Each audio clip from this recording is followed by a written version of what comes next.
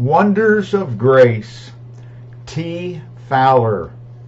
This brother was first led to attend a cottage meeting held in Mrs. Colt's house through the earnest request of this good sister, and while reading the first verse, chapter 8 of Romans, the word went home with power to his heart, and he shortly afterwards found peace through the same word which killed and made alive.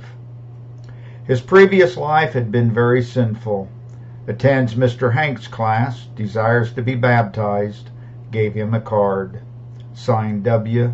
B. Collins. Then Charles Spurgeon adds, one of an unconverted family, a token of distinguishing grace. He has changed as a workman and is an eye server no more. He has had answers to prayer, lost a former place through refusing to work on Sundays, but prayer found him another place. Charles Haddon Spurgeon. To God be the glory. Caroline Elizabeth Rooks.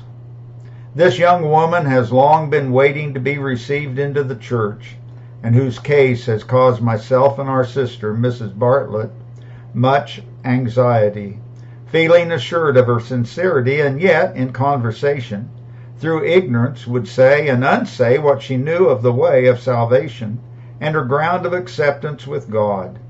We have therefore wished her to wait, still encouraging her and teaching her the truth as it is in Jesus. Some few months ago she fell down the gallery stairs and broke her arm, which affliction has been greatly sanctified, and I have been much pleased with my last interview, and believe her to be a child of God, and very anxious to follow the Lord in obedience to His command. Gave her a card, signed Henry Hanks. And then there's a note by Charles Spurgeon. Seems a most faithful and regular hearer, and I think a most sincere believer. Charles Haddon Spurgeon.